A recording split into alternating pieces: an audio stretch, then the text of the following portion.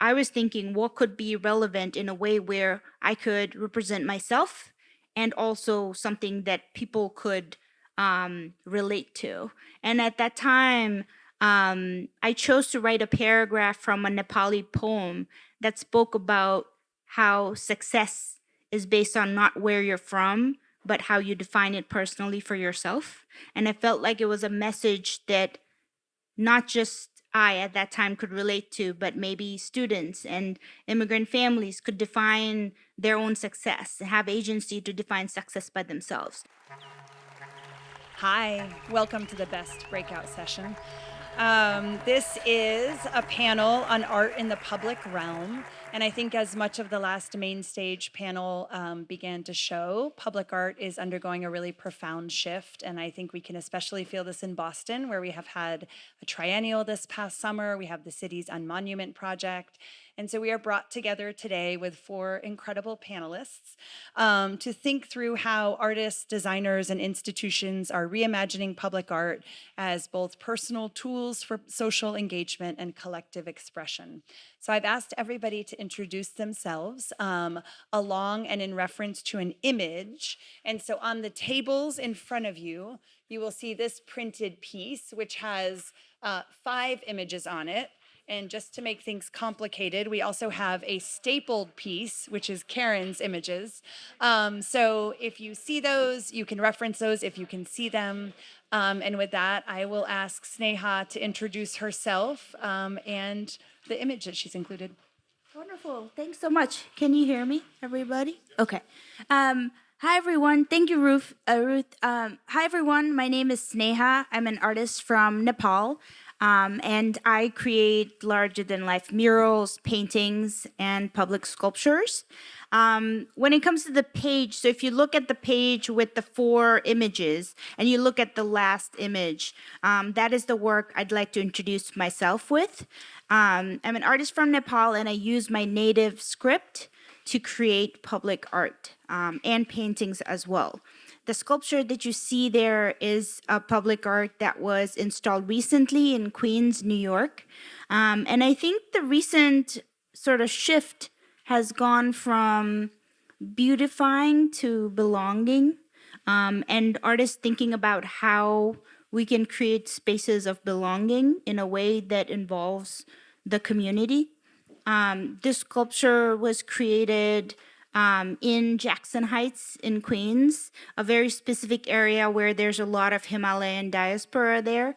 And, you don't necessarily see some sort of like a monument or public art representing that.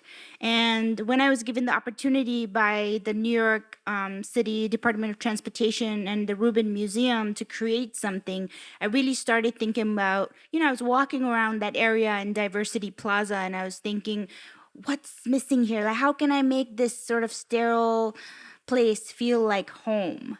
It felt like an impossible task in the beginning, but I was spending a lot of time there, and then I started thinking about, well, what makes home feel like home for me? I'm from Kathmandu in Nepal, and one of the things is that when you walk around the city is so ancient. There are these little archways, sort of like temples in every corner strewn about, different sizes, some centuries old, some newer.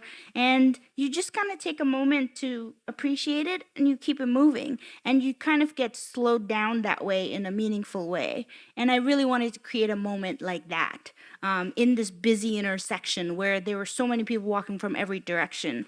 And so I took sort of Nepali architectural vernacular and kind of brought it into that space where there's arches. It's a lattice window that people can look through. So it's not something you just look at, but it's something you can experience.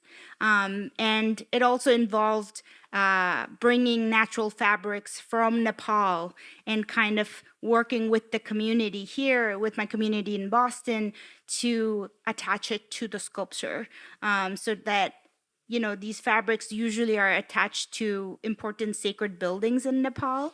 And not just in Nepal, but like various places also in India and Bangladesh. And yeah, it's a moment for people to see something familiar from their hometown maybe, and then just like smile and keep it moving. And once it was installed, I actually spent a lot of time there, and it was cool to be a fly in the wall and be able to create a space like that, or at least try to.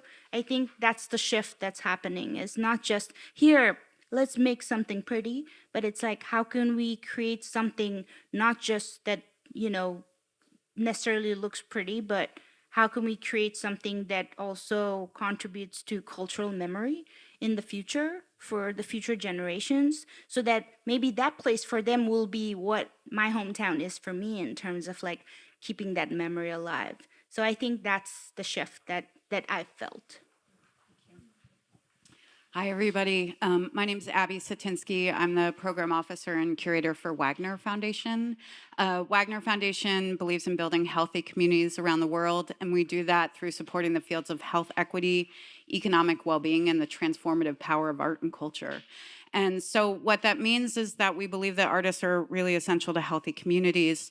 We fund locally, we fund nationally, we fund in the field of public art, as well as what we call evolving institutions. And so that's the way that institutions like museums, cultural institutions, cultural organizations are thinking about how to be accountable and in relationship to the communities that they want to serve, the neighbors that they have. What does that mean? What is that kind of complexity that is going to be involved in those kinds of partnerships? And so what I thought I'd offer today was a story from one of our partners from an organization called Counterpublic in St. Louis. It's a citywide public art exhibition. It's a triennial. It's much in the same vein as Boston Public Art Triennial. And really their goal is to think about how art's possibilities in public life.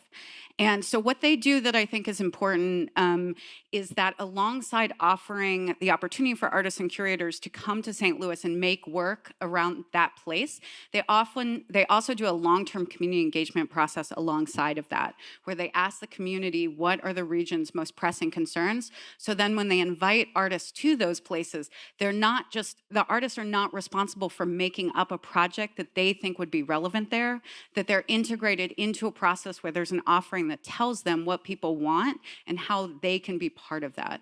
And so that's what I, think is a really important story to think about, is like artists should not be the only ones responsible for the kind of change that can be catalyzed around public art. It can also come from the intentions of an organization or a municipality to involve artists in that process. And so one story that happened within the 2023 Counterpublic is that Osage Nation had been trying to rematriate a mound that was along the Mississippi River. And that mound is the oldest human-made structure in St. Louis, and it had been part of what was historically known as Mound City, which was like 100+ mounds that were there prior to European settlement. They'd been able to purchase part of it in 2009, but they were kind of stuck. How are we going to get the rest of the property to sell to the Osage Nation? And so they came to Counterpublic and they said, can we have a partnership around that? And so Osage Nation invited curator Risa Poleo and artist collective New Red Order as part of Counterpublic to activate that area of land. And so on the image that you see two artworks by Anita and Noka C. Fields, who are Osage artists, as well as Anna Sulakaris, sorry to not pronounce her name right, that is a billboard project that's talking about land and land back. As a result of doing this kind of activation, the executive director of Counterpublic, James McNally, was able to enter into a conversation with a woman named Joan Heckelberg, who was one of the property owners there. She had lived there for over 80 years, and she agreed to a property transfer agreement. And so with the support of the Mellon Foundation, they were able to buy that property, and then it became a city resolution that recognized the Osage Nation's plan to do a Sugarloaf rematriation, as well as to pave the way for an Osage interpretive center. And so just in closing, just to say that, the artists that were part of that process, they were not asked to solve the problem of like the Osage Nation trying to rematriate. They were invited to be there and make work that was important to them and was important and could be important to the communities that were, already there. And so, when we're thinking about that, when we're thinking about transformational change, artists are integral to that, but there's a larger ecosystem at play that can really be moved through the catalytic process of public art. Boom. My mic wasn't fully on to really have impact. I was following every word. So my name is Alison Croney Moses. I'm an artist living here in Boston. I worked for over 10 years at the Elliott School of Fine and Applied Arts, and I'm going to kind of respond to this question coming through both kind of lenses. I think about public art. And I have kids as well, so I'm thinking about public art as I walk through the city and how we engage in it. And I this year was part of the Boston Public Art Triennial as one of their accelerator artists. So for me in my personal art practice, profound change has been being able to work from smaller scale to large scale and think about public art as an invitation to engage, an invitation to participate, an invitation for joy. The piece on there is called This Moment for Joy. It's the wooden slatted sculpture that's on the images.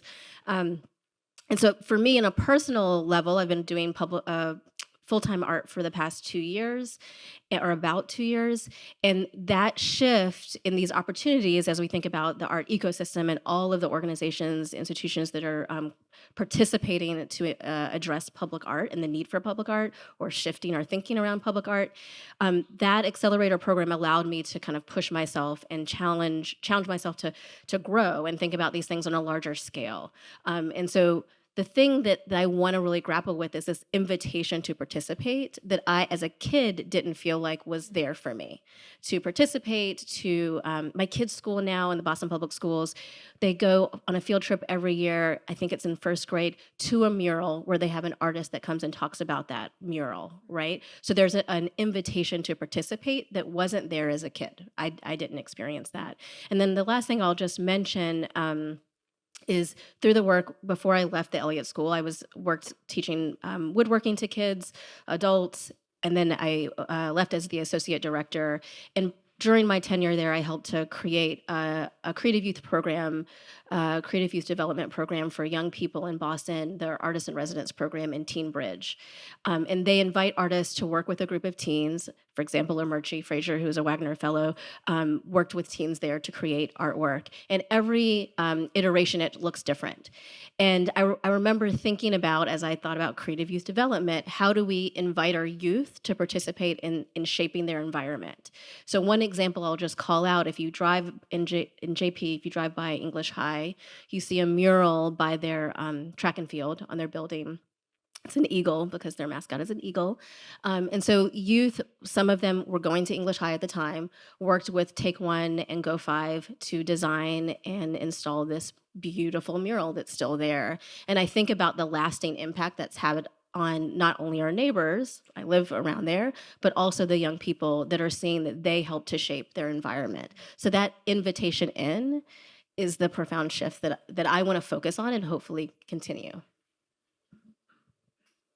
Hey everybody, my name is Karin Goodfellow.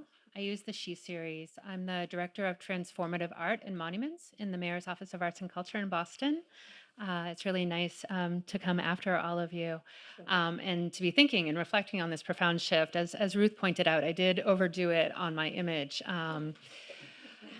And yeah. So I think what I'm trying to share and what I've been reflecting on with this question is how profound shifts happen. And they happen with a lot of people participating in creating them. And so that is what I was trying to show on the first slide. The first sliver you see is an article that was written by Raul Fernandez, who teaches at BU. And he was questioning why the Emancipation Group was standing in Boston. And the slip after that, and I'm sorry if I get these out of order, is from the call to artists that we released for what became the Embrace. So in 2017, we put that call out, which Masks won with Hank Willis Thomas. And then we, in 2018, in 2018, Eva Mezicek was an intern in my office, and I asked her to do an audit of the city's public art collection, as well as an audit of what was happening across the country after Charlottesville, and how cities were dealing with the demand to remove monuments and to better understand what was working, what wasn't. And then, that sat with us for some time. And in 2020, after George Floyd's murder in Boston, the statue of Christopher Columbus was beheaded. And you'll see an image of that. Earlier that day, we had an art commission meeting, and a public meeting, and I actually had brought that report back and said, hey, let's look at this again. And then, Columbus was beheaded. And then 3 days later, we removed it. We went early that morning and removed the statue and put it in storage for that time for public safety. This is also during COVID. And Tori Bullock, a local artist, started a petition to remove the Emancipation Group. And that ended up getting over 12,000 signatures. And then shortly after that, artist Cedric Douglas, some of you might remember, installed, working with others, including Illuminous, I think Sita Cohen installed a temporary piece, a guerrilla piece with a figure, and projected local heroes on it after interviewing people about who they thought should have monuments in Boston. And we had a lot of public conversations at the same time. So I just shared a little bit of the text from that time. But shortly after that, we moved into another period where, by the end of 2020, to be honest, I was nervous about, we were losing momentum for the removal. And sort of getting that scheduled was more complicated than was probably evident. But we did remove that in December of the year, before the year was out. And it sits empty and in storage right now, and we're exploring, what to do with it. But that same artist, Cedric Douglas, applied to this initiative that Ruth mentioned on Monument. So we're really lucky. The Mellon Foundation invited us to apply, and we received $3 million to run this initiative on Monument, Remonument, Demonument, Transforming Boston, really to speak to and continue exploring, what comes next. What does it mean to commission works now, public art, monuments in particular? So we are commissioning artists to do temporary projects through this work, and we are holding public conversations at the Embrace every summer. So we're inviting some lead thinkers. Some of them are actually on a panel next door to us. Dr. Brandon Terry, a professor at Harvard, who was on the art committee with me for the Embrace, is curating those talks. And so just sort of putting forward that, that project Cedric's doing, you can see the image of it. He's going to walk around and interview people, do a social practice project, asking them, what does emancipation, what does freedom look like to you, and help us to explore what might happen with that space. Thank you so much, everybody. I also did the lesson that I had asked everybody to do. So I'm Ruth Erickson. I'm the chief curator here at the ICA. And I selected an image of an artwork that was just unveiled a couple weeks ago, which is here, which is an artwork by the artist Kara Walker that was just unveiled as part of an exhibition called Monuments, which is in Los Angeles at 2 sites, at the Brick and at LA MoCA.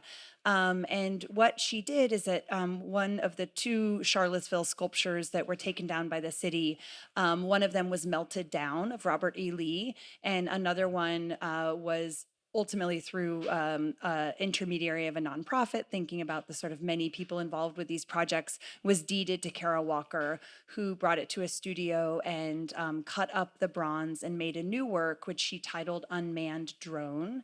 And this is part of a large exhibition that is on view right now in Los Angeles that brings together some of the, I think there's more than 200 mostly Confederate monuments that have been decommissioned in the United States since 2015. Many of those are sitting in storage, and it brings some of those decommissioned monuments, many of them including graffiti on them and other kinds of interaction, in dialogue with works by contemporary artists.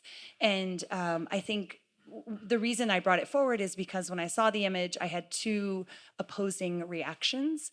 The kind of historical preservationist in me thought, oh, we've lost something of history. The original sculptor was a gentleman named Charles Beck.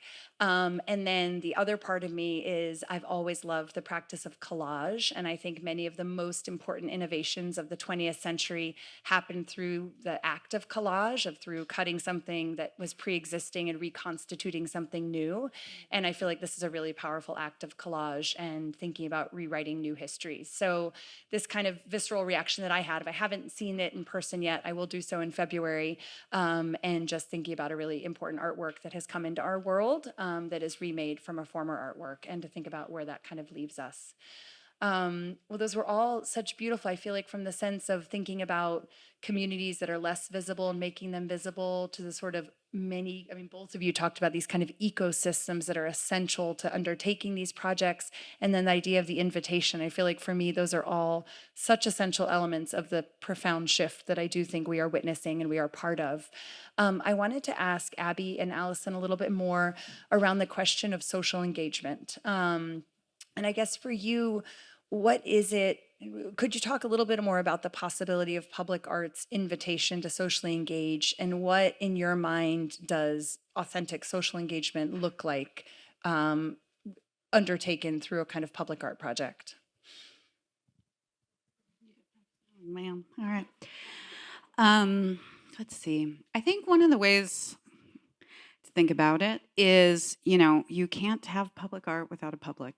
And that maybe is very basic to say, but like, what does it mean to make murals of a community that have historically been in a place and then they are now displaced?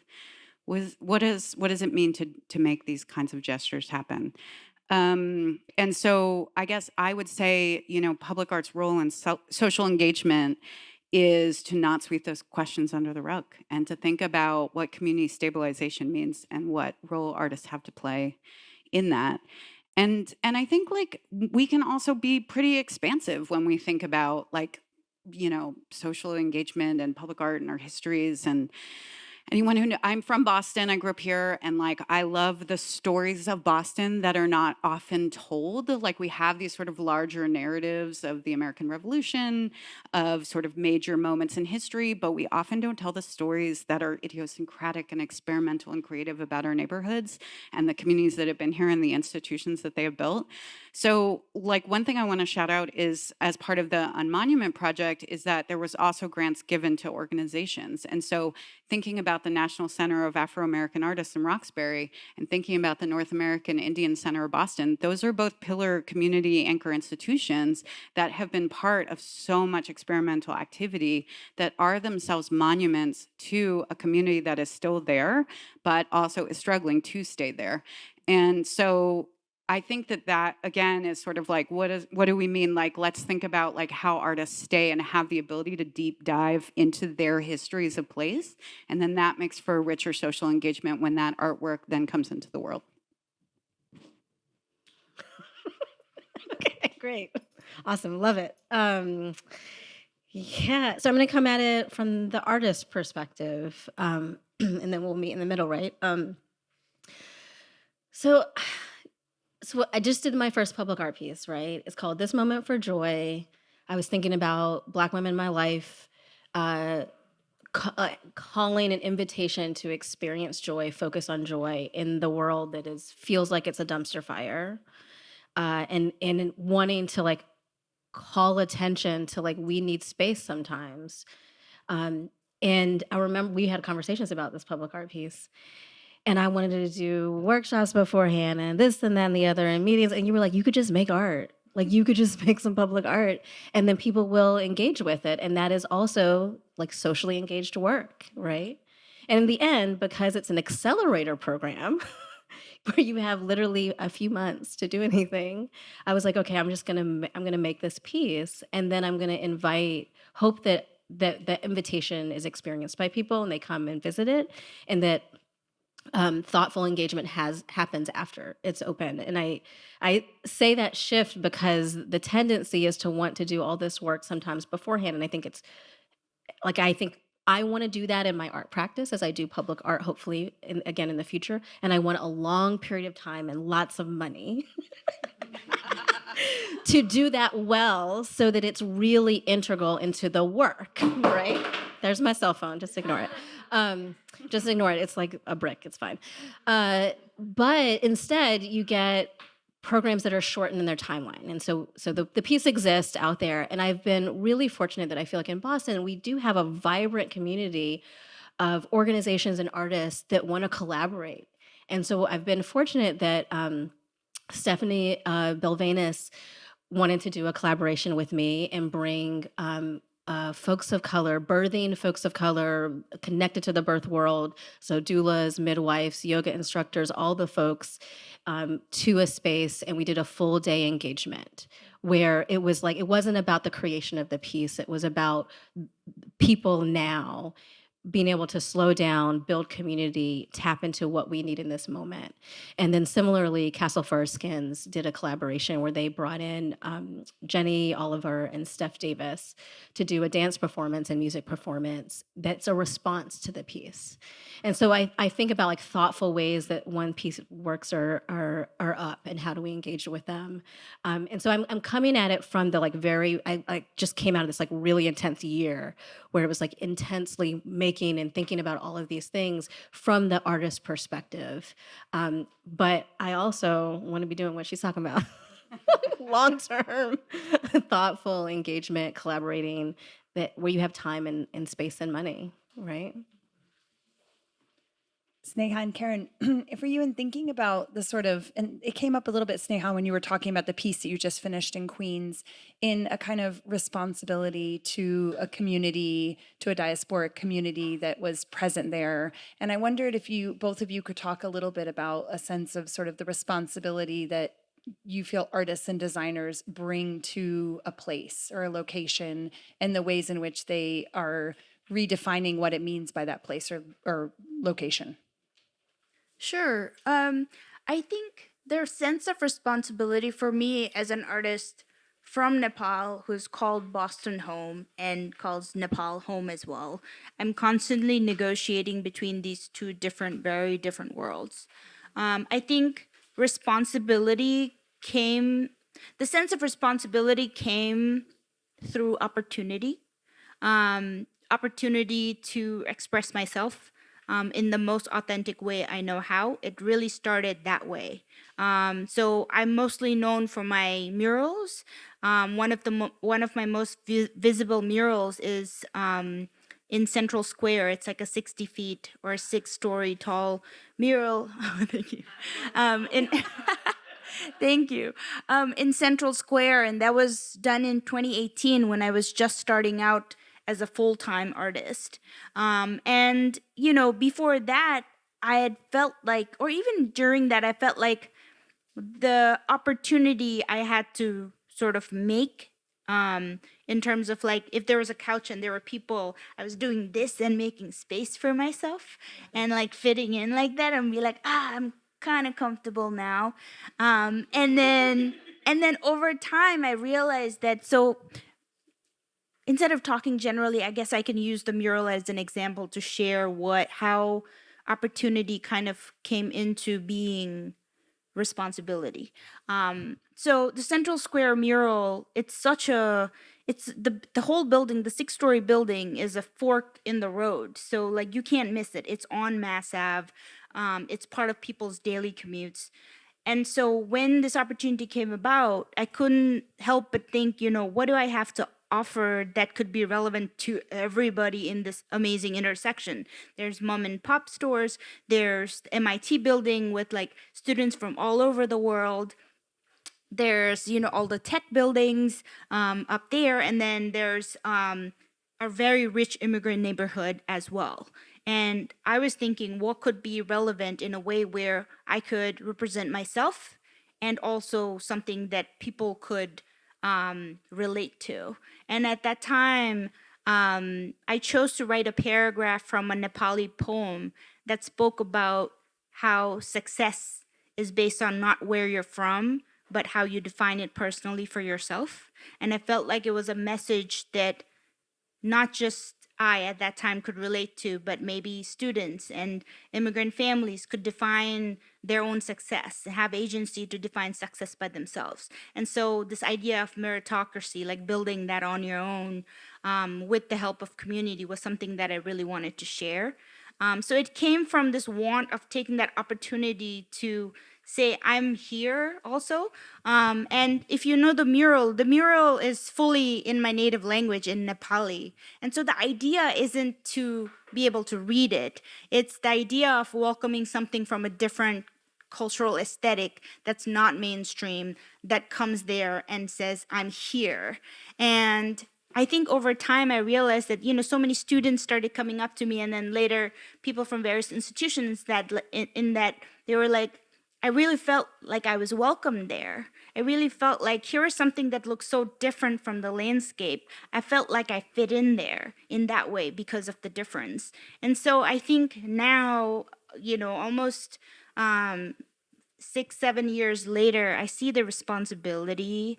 I take it seriously in that, I owe it to my community and myself to represent the art in the most authentic way I know how, and also tell the stories behind it. So like making the art alone isn't enough for me. Being able to speak about it, fighting for platforms to speak about it is also part of the work. At least of my work, I want to say. So yeah, that's how I see sort of like opportunity going into responsibility when it comes to public art. Do you want to answer quickly? And then we're going to open up the room in our last couple of minutes. So think of your question. Yeah, I'll just say it's so nice to see Sneha's work. I can see it from City Hall from our conference room. I can look out across the harbor and see it in East Boston, and to see you have taken up that space. I But can also see it from my office too. oh yeah, the one in Central, the one in Central. But I'm thinking about, we're surrounded by photographs right now by Scott Stronghawk Foster, and I'm thinking about his sense of responsibility as an artist. And these are portraits of people from the North American Indian Center Boston that Abby mentioned we subgranted to 5 organizations through Monuments. So we got the $3 million grant. $1 million of that was given to groups to do their own commissions, and we also did an open call. So actually, Scott applied to the open call we had, and next week we're installing 10 portraits that he's taken of people from Native nations, local people in traditional regalia on Quincy Market. And we're going to have the opening 4:30 p.m. on November 19th if you happen to be here.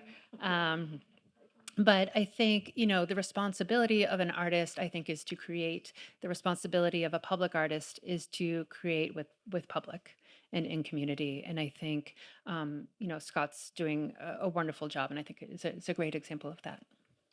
Thank you so much. We have a few minutes. Any questions from the room? Yeah, and I'm going to repeat your question, and I'm sorry about that. No, it's all good. I don't have my question fully formed, but we'll see how we go here. I'm wondering how you all feel about art as a spur for action. I saw a recent article that the folks at the DIA are like being inspired to unionize because they're looking up at that Diego Rivera mural every single day. And I'm from Minneapolis. I'm an elected official in Minneapolis, and I was governing when George Floyd was murdered. And I think that the art that's come out of there has been largely representative, but maybe a little inert in terms of spurring people to action, spurring anything, inspiring any kind of actual change in policing, and and so anyway, I'm interested to know what you guys feel about. I hear the themes of belonging, I see the representation, but can art do more than that? The question is around art spurring action and thinking about, rather than only in the idea of representation or belonging, but thinking about art that really sparks change and action. I think, at least through the perspective of murals really have the power to transform space, to make it feel welcoming. And I think the fact that, murals like the one in East Boston, it inspired families to come out and enjoy the space at a space where they didn't feel welcome before. Even when I was there trying to paint, it wasn't a great feeling. But the fact that like when the mural was inaugurated and there were families, like immigrant families from like East Boston coming out, and I think that is action on their part and feeling joy in a space where they felt not welcome before. I think that is their form of action, like taking action to claim space, reclaim space, and call it their home as well. In my opinion, I think art does have the power to kind of do that through murals. Yeah, I guess. Is this on? Okay. I feel like I set myself up for this question, and I want to have a better answer. I mean, part of the reason I brought up the example of Counterpublic is because there was social action in motion, in movement and community that were moving towards a particular goal. And as part of that, they saw, here's this triennial that is operating in town. It has the capacity to attract different kinds of resources and attention, and that is going to move our action forward. And we're going to have a partnership, and that will create real change. And so, so I guess I would say there are ways in which art has inspired social movements to happen. There's a way in which the kind of cultural activity around George Floyd's murder has moved us all to be in solidarity with Minneapolis and the organizing that has happened there. And so there's the kind of intangible ways, and then there are also the ways in which, as I said, like just sort of thinking about giving artists a role that is not about making the protest sign, but is about creating a vision that people can orient around, react to, and create their own possibilities. And that also has to come from listening to communities that that are closest to the problem that is trying to be changed. And so, artists have a responsibility because they are able to sometimes able to mobilize resources and attention to certain things. And so we have to think about all the different power structures that are in operation there. In order to, move into these kinds of tangible policy outcomes or different things being mobilized. Thank you so much for the great question. I've got the sign that our time is over, but I really want to encourage everybody, just adjacent to this space is the Foster Prize exhibition. The 4 artists who've received that will be here. 2 of them are on the panel, so you're going to have a chance to talk to them more. Thank you so much. Thanks, Ruth.